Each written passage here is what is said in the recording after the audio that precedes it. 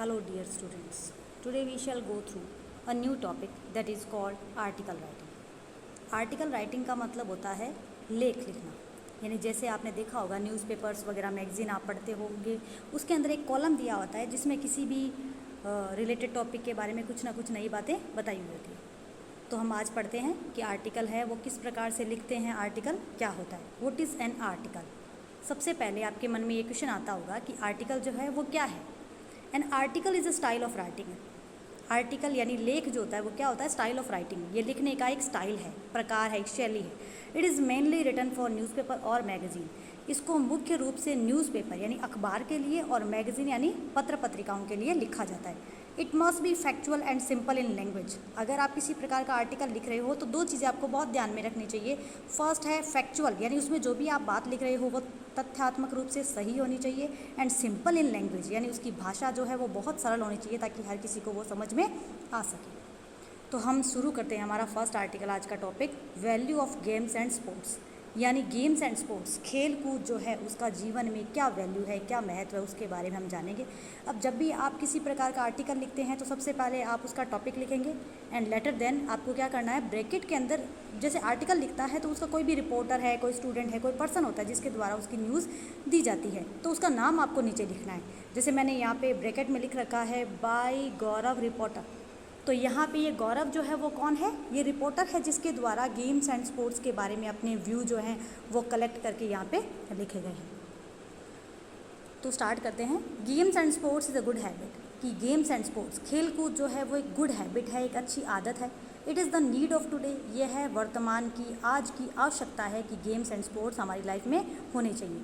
Games and sports keep us healthy and fit. Games and sports जो हैं वो क्या करते हैं, हमें हेल्दी एंड फिट, हमें स्वस्थ रखते हैं और हमारे शरीर को मेंटेन करके रखते हैं। It creates discipline and obedience in us. सबसे बड़ी बात जो हमें गेम्स एंड स्पोर्ट्स से सीखने को मिलती है वो है डिसिप्लिन, कि कोई भी खिलाड़ी जो होता है वो हमेशा डिसिप्लिन, अनुशासन के अंदर रहता है। और ओबीडियंस, वो हमेशा आज्ञापालक होता है, चाहे उसकी टीम का लीडर है या उनका कैप्टन है या फिर कोई भी उनका ट्यूटर है, इंस्ट्रक्टर है, उस की आज्ञा का पालन हमेशा करता है। तो ये दोनों जो अच्छी आदतें हैं वो हमेशा गेम्स एंड स्पोर्ट्स के द्वारा ही हमारे अंदर आ सकती है।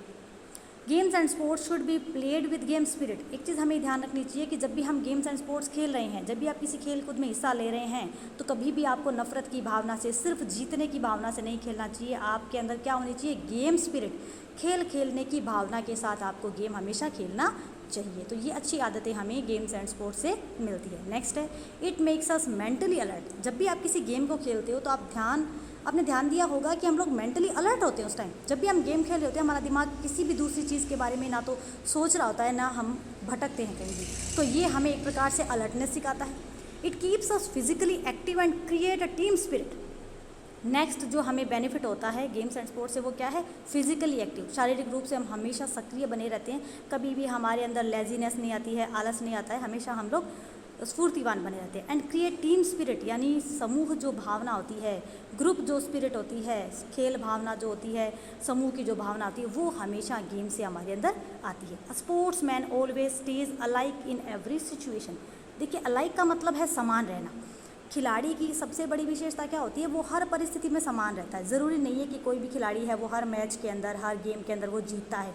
कभी उसको हार का सामना करना पड़ता है, कभी वो जीतता है, लेकिन वो हर सिचुएशन में क्या करता है, सेम रहता है। अब अगर वो बहुत ज़्यादा खुश है तो उसको वो प्रकट नहीं करता है, बहुत तकलीफ़ में है, दुख है, तो वो अपने दुख को बाहर शो नहीं होने देता। तो ये बहुत अच्छी बातें हैं जो हमें गेम्स एंड स्पोर्ट्स से सीखने को मिलती है। It also teaches art of living. बहुत इंपॉर्टेंट बात ये आपको ध्यान रखनी है कि गेम से क्या होता है, आर्ट ऑफ लिविंग, जीवन जीने की जो कला है, जीवन जीने की जो शैली है वो हमें सीखने को मिलती है। क्योंकि एक बहुत अच्छा जो स्पोर्ट्समैन होता है वो अपनी लाइफ में हमेशा हर चीज़ के अंदर बहुत गुणवान होता है और हमेशा सक्सेसफुल रहता है। तो हमें गेम्स के द्वारा जो सबसे अच्छी चीज़ सीखने को मिलती है वो है art of living. Games and sports develop helping nature in us. जब भी कोई आदमी गेम्स एंड स्पोर्ट्स खेलता है तो उसमें हेल्पिंग नेचर अपने आप विकसित हो जाता है कि वो अपने साथियों को या उसके एंटीज़ खेलने वाले जो भी खिलाड़ी होते हैं, प्लेयर्स, वो हमेशा उनकी हेल्प करता है। तो इस प्रकार से हेल्पिंग नेचर जो है, मदद करने का जो स्वभाव है वो भी उसके अंदर आ जाता है। Thus games and sports are very valuable in life. इस प्रकार से गेम्स एंड स्पोर्ट्स जो है वो हमारी लाइफ के अंदर बहुत वैल्यूएबल है, यानी उनकी बहुत इंपॉर्टेंस है, बहुत कीमत रखते हैं। तो आज का हमारा ये जो राइटिंग सेशन है वो भी कंप्लीट हो गया है। आई होप आपको ये समझ में आया होगा बहुत अच्छे तरीके से। अगर इसमें से कोई भी वर्ड मीनिंग है आपको पूछना है, जानना है, तो प्लीज़ मुझसे उसके बारे में आप ज़रूर कमेंट सेक्शन के अंदर पूछ सकते हैं। Thank you students, bye bye.